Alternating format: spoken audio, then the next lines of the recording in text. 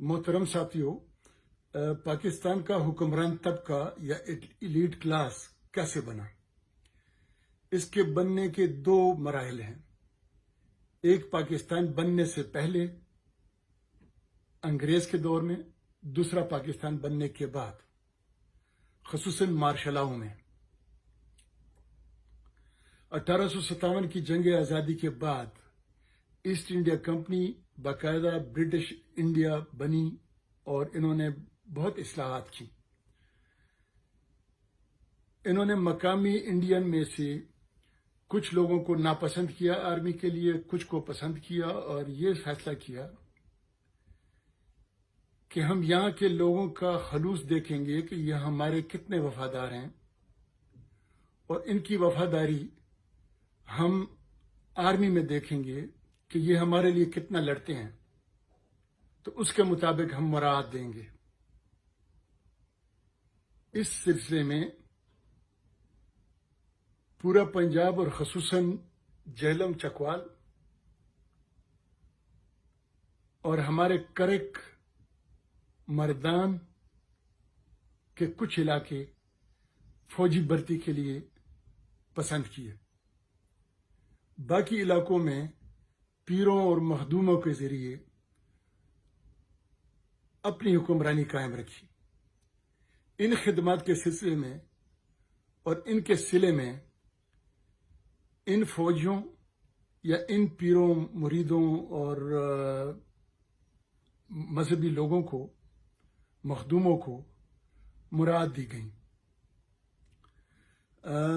इसके बदले में वज़ाइफ मिले, सर नवाब के खिताब मिले, जागीरें मिली। ये सारे इनामात देने का जो वजह थी वो ये थी कि अंग्रेज के अस्तबल दोने से लेकर अंग्रेज के लिए जान देने तक ये कितनी कुर्बानियां देते हैं और मकामी कितने लोग रिक्रूट करते हैं।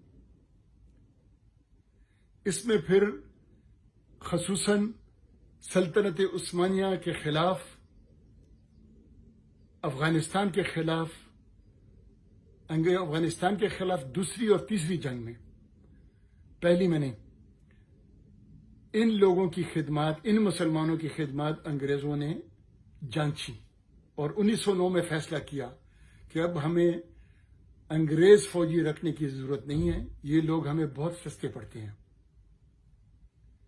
इस दौरान इन्होंने खसूसन पंजाब में ज़री इस्लाहात की और इन वफादार, अंग्रेज के वफादार लोगों को जागीरें दी, जिनकी वजह से ये टवाना, दौलताना और ममदोट खानदान और जागीरें बनी। पंजाब में खसूसी तौर पर तालीम, फौज में रिक्रूटमेंट और सियासत ऐसे करने कि जो अंग्रेज के फायदे के मुताबिक हो, इसके लिए यूनियनिस्ट कल्चर बनाया और उसके मुताबिक ये सारा काम हुआ। फिर एक दौर ऐसा आया कि हिंदुस्तान में, बाकी हिंदुस्तान में 400 प्लस आबादी पर एक फौजी था और पंजाब में 28 अफराद पर एक ब्रिटिश इंडियन आर्मी सोल्जर था। ब्रिटिश इंडियन आर्मी में पंजाब रेजिमेंट की तादाद भी ज्यादा थी और उसकी खसूसियत भी ज्यादा थी और अंग्रेज उस पर मेहरबान भी था। इस तरह यानी मज़ारों के वरसा, मखदूम, पीर एक अंदाज से खिदमत करते थे, ये जागीरदार, ये फौजी और फिर ये यूनियनिस्ट सियासी दूसरी अंदाज से अंग्रेज की खिदमत करते थे। तो जब पाकिस्तान बना तो ये पंजाब रेजिमेंट पाकिस्तान की फौज बनी। जियाउल हक और जनरल अख्तर अब्दुर्रहमान उस ब्रिटिश इंडियन पंजाब रेजिमेंट का आखिरी बैच था जिसने बाद में हम पे हुक्मरानी की। पाकिस्तान बनने के बाद पहले मार्शल लॉ में جو گرین ریولوشن کے نعرے لگائے گئے وہ ہم سے 1,02,079 کیوسک پانی پنجاب کی طرف موڑ کر نہریں بنائی گئیں، مزید زرعی صوبہ بنایا گیا، لیکن یہاں مزید پھر جاگیردار بنائے گئے۔ وہ فارمولہ جو انگریز کا تھا وہ انہوں نے اور بھی شدت کے ساتھ جاری کیا۔ یہاں غریب کے لیے اپنی زمین بیچنے کے علاوہ کوئی آپشن نہ تھا، اور مالدار کے لیے زمینیں خریدنے میں سرکاری قرضوں میں رعایت، قرضوں کی معافی اور مزید جاگیریں بنانے کا نظام بنایا گیا۔ اس طرح جاگیردار بڑھتے گئے اور غریب مزید غریب ہوتا گیا۔ پھر انہی جاگیرداروں کو کارخانے بنانے کا کہا، اور پھر اس میں قرضوں پر سہولتیں۔ یوں سمجھ لو کہ بیج بونے سے لے کر فصل کاٹنے، کارخانہ بنانے سے لے کر ایکسپورٹ کرنے تک ان کو سرکاری وفاقی خزانے سے امداد دی گئی، سبسڈیز دی گئیں، اور اس طرح پہلے مارشل میں 22 خاندان مزید بنائے گئے۔ یہ سلسلہ پھر کبھی نہ رکا اور چلتا ہی رہا۔ پھر مشرف کے دور میں اور آج تک یہ سلسلہ جاری ہے، اور مزید سرمایہ دار، کارخانے دار اور ایلیٹ کلاس بنتی جا رہی ہے۔ اس ایلیٹ کلاس میں، اس حکمران طبقے میں یہ سارے سرمایہ دار اور جاگیردار شامل ہیں۔ جب ان کو ہماری پانی کی بجلی جو 50,000 میگا واٹ بن سکتی تھی وہ قبول نہ تھی، گلگت بلتستان کی کوئی 30,000 میگا واٹ بجلی بنانا قبول نہ تھا، جب بلوچستان میں بہترین شمسی بجلی جو ہزاروں میگا واٹ کے حساب سے بن سکتی تھی گوارا نہ تھا، تو انہوں نے مونوپلی قائم کرنے کے لیے انہی سرمایہ دار اپنی کلاس کے ذریعے انڈیپینڈنٹ پاور پلانٹس بنائے۔ تو اس طرح پاکستان کی تمام شوگر ملیں، تمام فلور ملیں، تمام میڈیا ہاؤسز، تمام ڈی ایچ ایس، تمام فوجی فرٹیلائزرز اور فوج کے 100 سے زیادہ پروجیکٹ، تمام کپڑے کے کارخانے وغیرہ، جو بھی انڈسٹری ہے، جو بھی بڑا بزنس ہے، جو بھی بڑی جاگیریں ہیں، وہ اسی ایلیٹ کلاس کی ہیں۔ اس ایلیٹ کلاس کو دوسرے انداز سے بھی تقسیم کیا جا سکتا ہے کہ یہ آخر کون سی زبان بولتے ہیں۔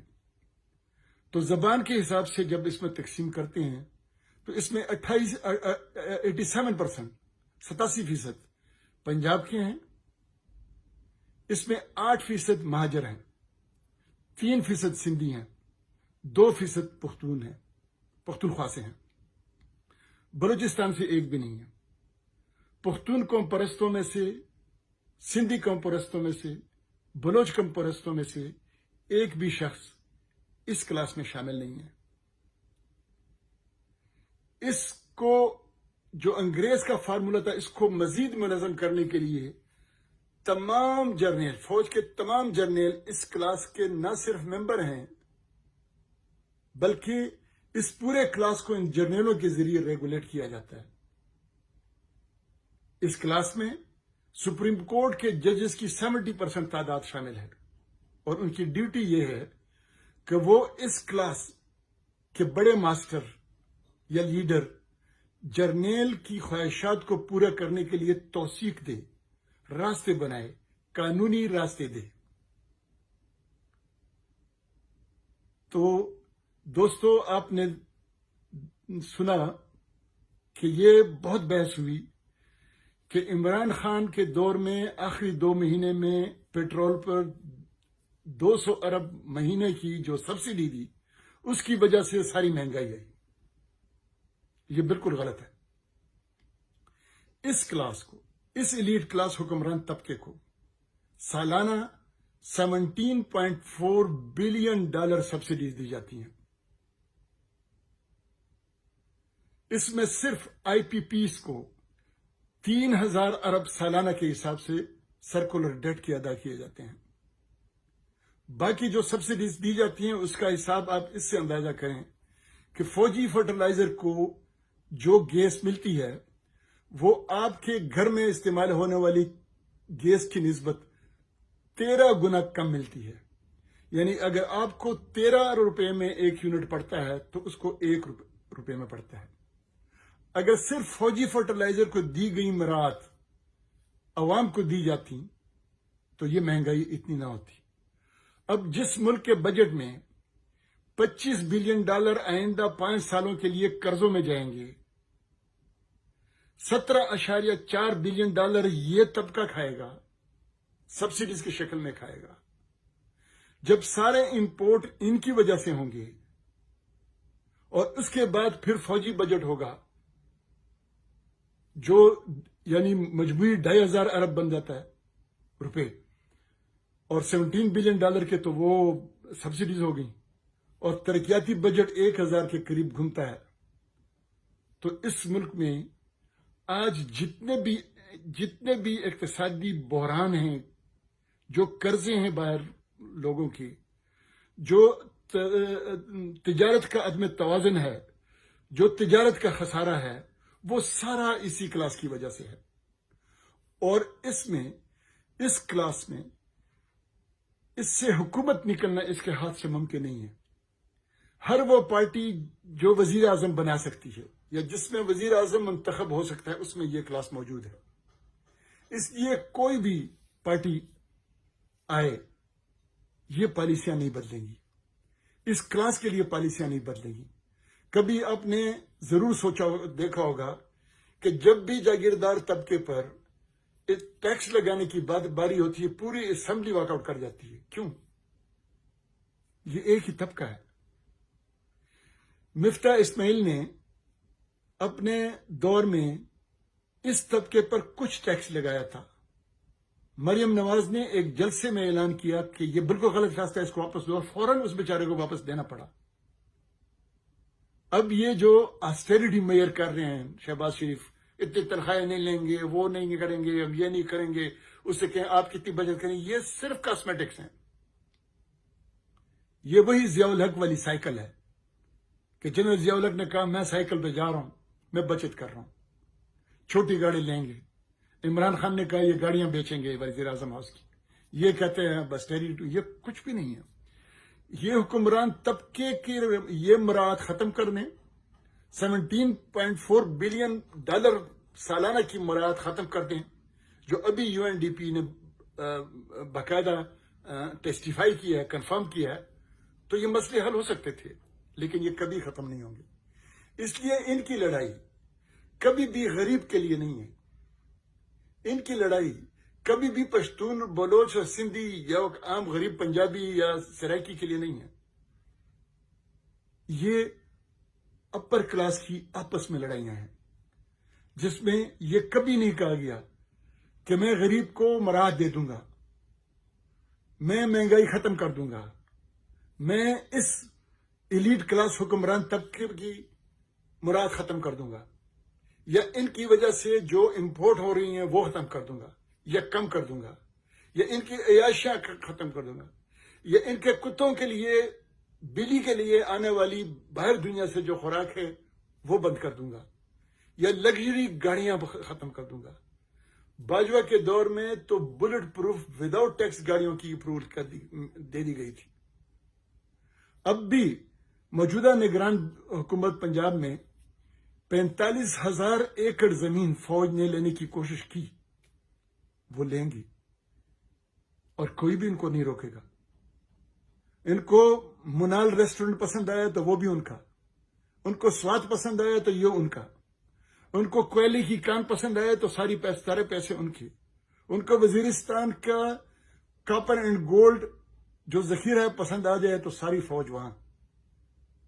اور سارے سیاستدان، ساری پارٹیاں، سارے سیاستدان نہیں، ساری اقتدار پرست پارٹیاں، وزیر اعظم بنانے والی پارٹیاں، یہ کبھی بھی اس طبقے کی مخالفت اس لیے نہیں کریں گی کہ نمبر 1 وہ خود اسی میں سے ہیں، اور نمبر 2